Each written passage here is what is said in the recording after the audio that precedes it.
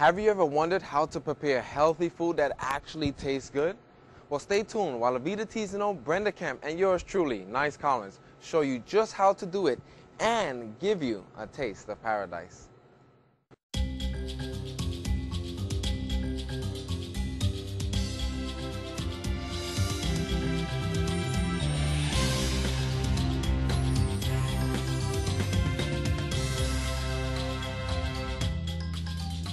My name is Brenda Kemp. And my name is Avita Tizano. Thank you for joining us today. Today we're going to be doing a recipe titled Broccoli Crunch. Evita, I love food that has a crunch to it, and this recipe is a perfect recipe packed with that crunch. So why don't we tell everybody what the ingredients are?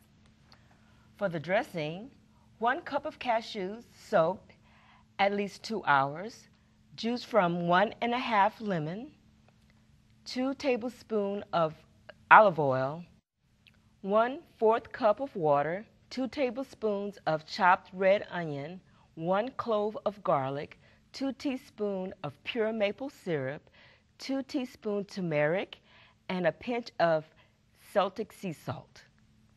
Okay, well let us begin. And while you do that, I will chop the broccoli. Okay, put in our cashews that have been soaked, our olive oil. We're adding in our lemon juice, our salt,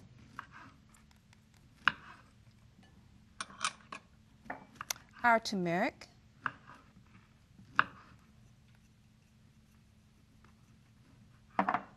our maple syrup,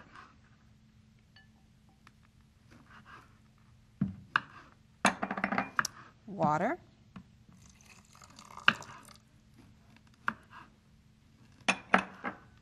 onion powder, and 1 clove of garlic. Put this on our Vitamix, and we're going to blend until it's smooth.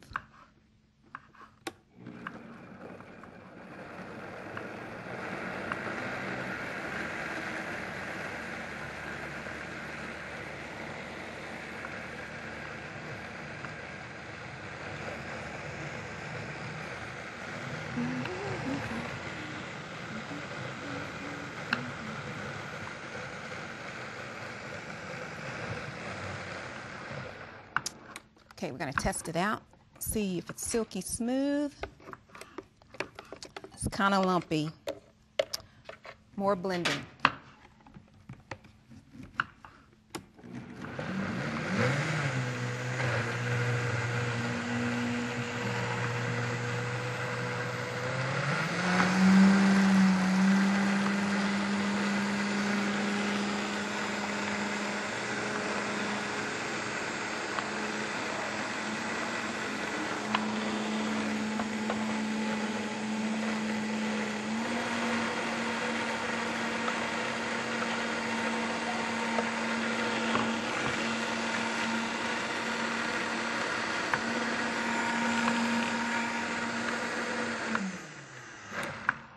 Okay, let's test it out.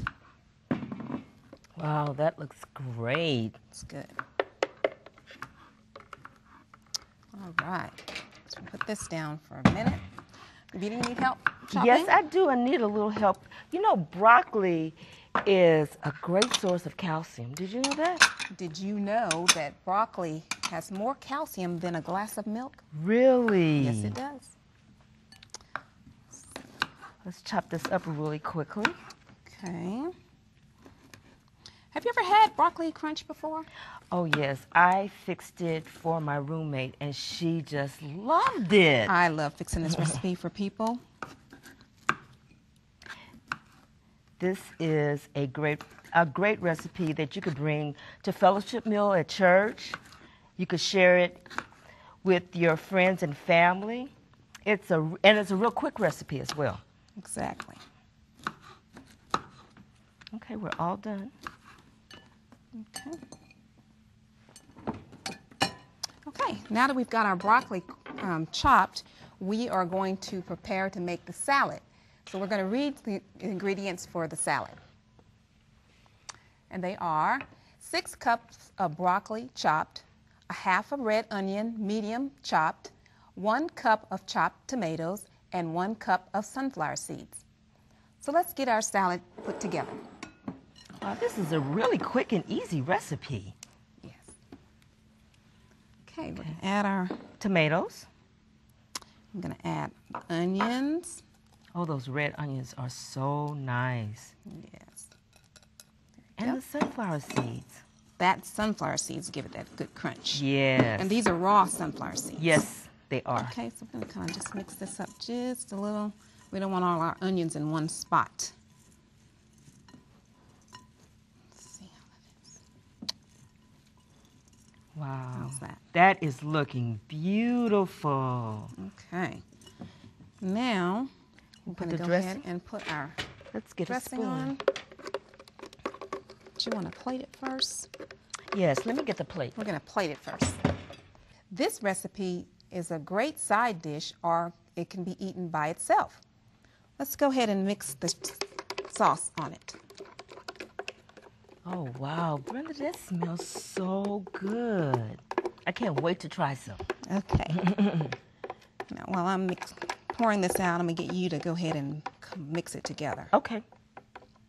You want me to do it now? Yeah. Okay. Wow, look at those colors with the green and the yellow. Yeah, That's the turmeric that made it, that gave it that beautiful golden color. I think we need to get the rest of this that's in the bottom. Okay. Let me try it. We don't want to leave any out. Wow, this looks so good. And the smell of it, the aroma is it smells so delicious. Wow. Okay, we ready to plate it? Let's plate it.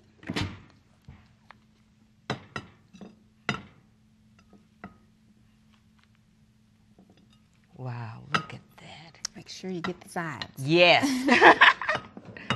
We don't want to lose any of this. Look at those colors. Oh, wow. Okay, that's about all our plate will hold. Okay. Wow. And so there you have it, broccoli crunch.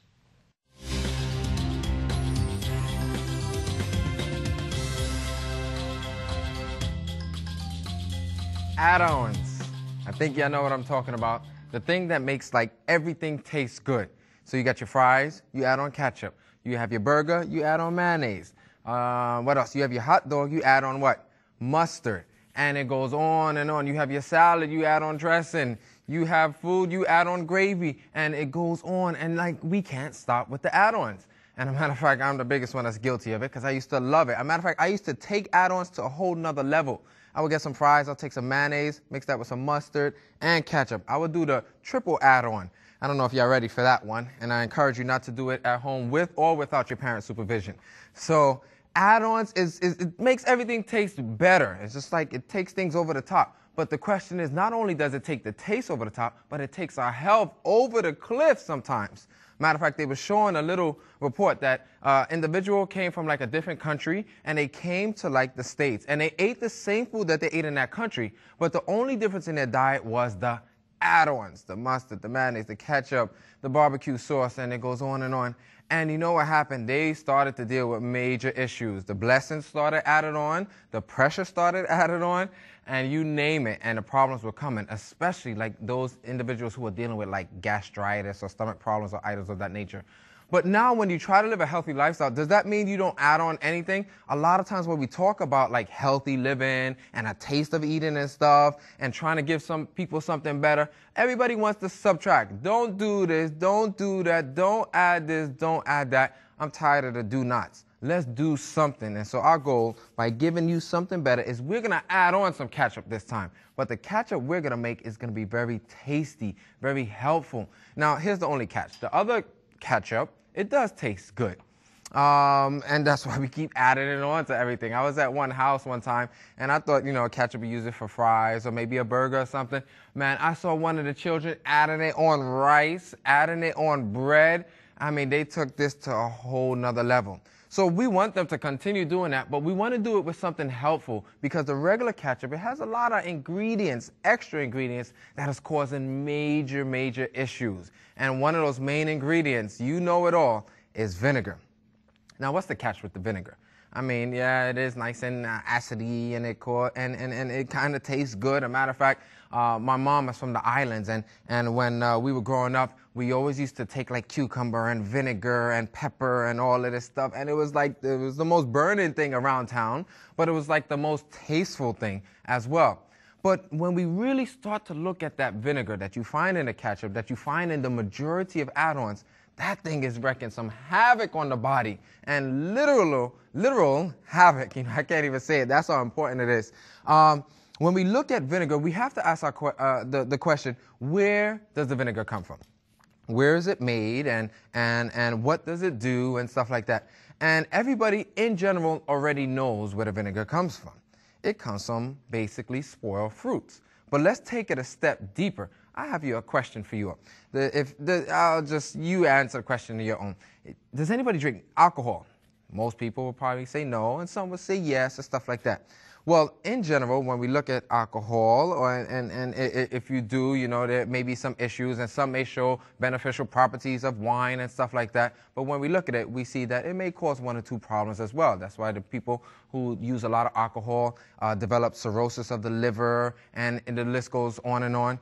But when we also look at this situation at vinegar, we find that there's some similarity. And I'll explain it to you, because vinegar actually comes from basically spoiled alcohol. And I'll show you the quick item. There's basically two types of vinegars that we all know. One is, you all could probably even tell me, one is apple cider vinegar, and the other one is white vinegar, okay? So we have the white vinegar, which I think you know, the white vinegar comes from what? It comes from the grapes in general. Okay, and that's why when you look at that vinegar bottle, you see like a nice little vine of grapes and stuff like that. They're basically telling you where it came from. And then obviously, where does the apple cider vinegar come from? It comes from the apple. You hit it on the head. So now we have about two items here. You have the apple, and you also have the grape. So let's start with that process of fermentation real quick. So we have the apple here. You let it ferment just a little bit, nice way of saying spoil, and you get apple juice. You already know that it's not as fresh as it was when it was new. How do you know that? Let's say take a bite of an apple, right? Within a couple of seconds, because it's being exposed to the air, it starts to turn what color? It starts to turn brown. That means it's starting to ferment. It's starting to get old because of the air, okay? So that's what happens. So you have apple juice, which is not as fresh as the apple. Are we saying apple juice is bad? No way. What we are saying is just not as fresh as the what? As the apple. So let's go to the grapes real quick. We have grapes. You let it ferment just a little bit, spoil just a little bit, exposed to the air. You remember the process, and you get grape juice. Are we saying grape juice is bad? No. Is it as fresh as the whole grape? No, it's not as fresh as the whole grape. So you have those two processes, right? So now let's let the grape or the apple juice ferment just a little bit more. What? Nice way of saying spoil. So if that apple juice spoils just a little bit, you get what? Apple cider. Okay, is apple cider as fresh as apple juice? No way. Is it as fresh as the fresh apple? No. So you let that what? Grape juice now spoil just a little bit, and it goes from grape juice to wine. Exactly my point. Wine, apple cider, similar. So now let's go from apple cider. If you let apple cider spoil a little bit more, of course, there's a process to it. It becomes apple cider vinegar. If you let that wine or that alcohol or items like that, they use Pasteur. You remember way back in the 1800s, he found out that there are microorganisms that allow this process to happen. You let that wine spoil a little bit more, you end up with vinegar.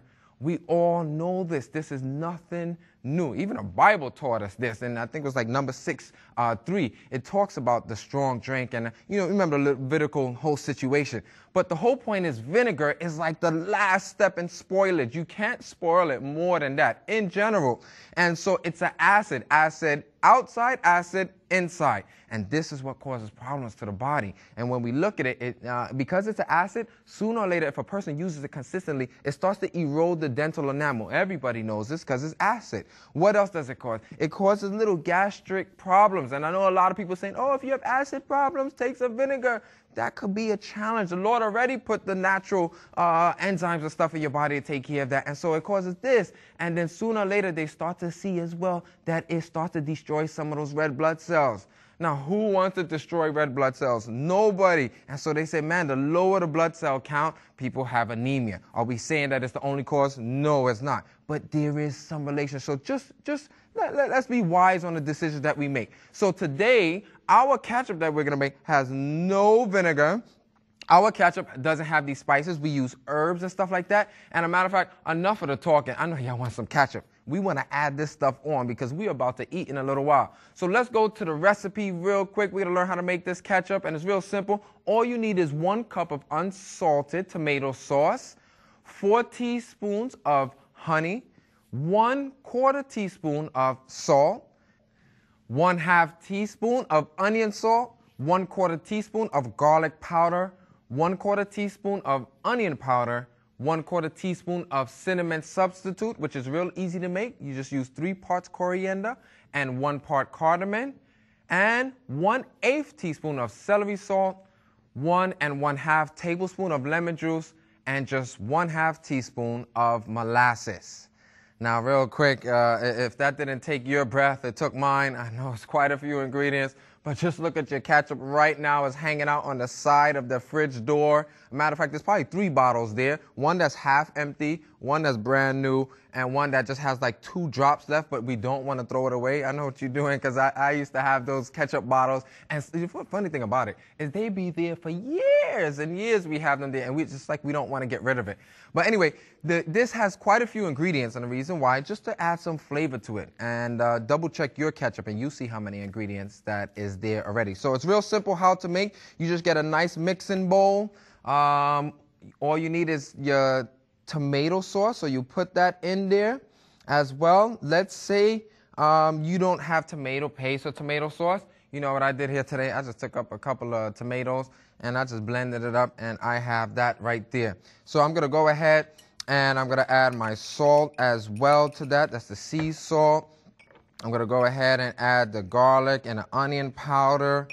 And don't worry, you remember that cinnamon substitute I told you to make? Now that recipe there, you make that separately, and then you take that measurement from that that you had made. So this is good because that cinnamon is causing a little irritation to the digestive tract. So that's why we want to go ahead and make our own. Then we're going to add the lemon juice. So instead of vinegar now, what are we doing? We're doing lemon juice in place of that. We have the honey. Normally you'll find this in your ketchup. It'll say, not honey, it'll say sugar. And so instead of sugar, we're adding honey. And last but not least, we have that black strap or any kind of molasses that you can find. I'm going to add us some nice color and a little bit of flavor. And we just mix those items up there. This is like the simplest and easiest thing to do. Nobody has an excuse anymore. Oh, I don't have no ketchup, and what am I going to eat my food with? Because you have it right here. Very simple and easy to make. And if you want it finer or smoother, then all you have to do is go ahead and blend it a little bit more. And that should be it. So you take this. Now, what I like to normally do, I like to take this and I will take the recipe and multiply it by 2 or 3, right? Because I'm an add-on fan. And you take this, put it in a bottle that you can close and put it in the fridge. And whenever you're ready, you go ahead and you use it. Why are we adding that lemon juice? Lemon juice, it's a little acidic outside, but when it goes through digestion, it turns to alkaline. If you notice, there's a big push out there. Everybody, alkaline your body because cancer grows in acidic mediums. Well, let's just not put acid in, vinegar per se. So that's why we're giving you this option so you can have a healthier alternative. But now nobody's just going to have ketchup with ketchup. We need to add, get something to go with that. And what is the #1 item we put ketchup on? And it is usually French fries. But today, we're going to go ahead and mix it up a little bit. We're going to give you one of the super potatoes. And it's not just a regular potato, not an Irish or Idaho or red potato or whatever like that. We're going to mix it up with one of the best potatoes that you can find. Good for a lot of ailments as well, but it's good for just overall health because it has so many vitamins and minerals. Did anybody guess it yet? Because I'm getting a little tired here.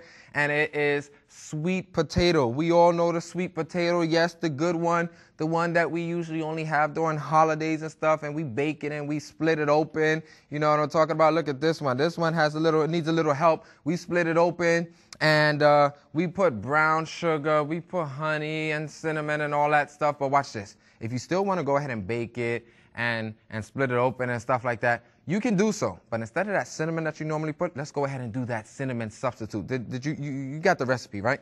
So you add a little bit of that. If you still want to use honey, no problem, diabetics. However, we're going to hold you off on the honey because that jumps high in the blood sugar. So we don't want to do that. You can still do it, but we're just going to use healthier alternatives, all right? So we have some sweet potatoes here. We're going to make some sweet potato fries. Now, it's real simple. All you need is 3 to 5 medium sweet potatoes, peeled and cut into 1/4 inch sticks. We have 1 1/2 tablespoon of oil, 2 1/2 teaspoon of salt, 1/2 teaspoon of paprika, 1/4 teaspoon of onion powder, and 1/4 teaspoon of garlic powder. Real simple, real easy. I'm sure y'all can knock it out. To be honest, you don't even need all of those additional items. Just cut your sweet potato as you see here. I already went ahead and did it for the sake of time. We cut it up into those nice little sticks there. Looks even like French fries with just a little orangey color. But you can do that yourself. Real easy to do that. Then what we're going to do, I'm just going to grab a little tray here.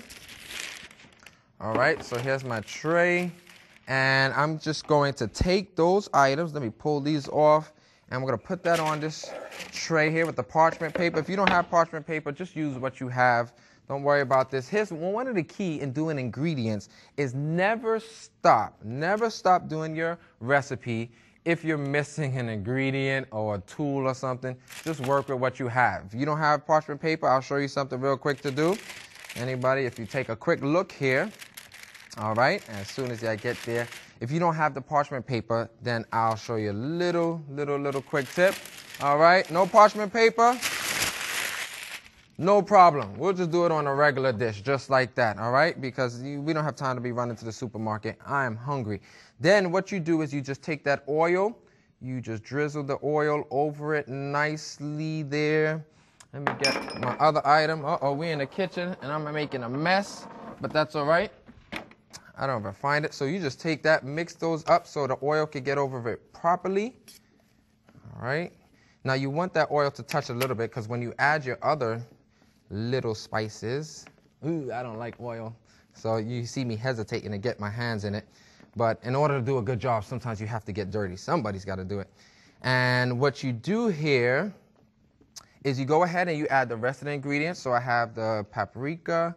You sprinkle that over. Oh man, this is gonna look great.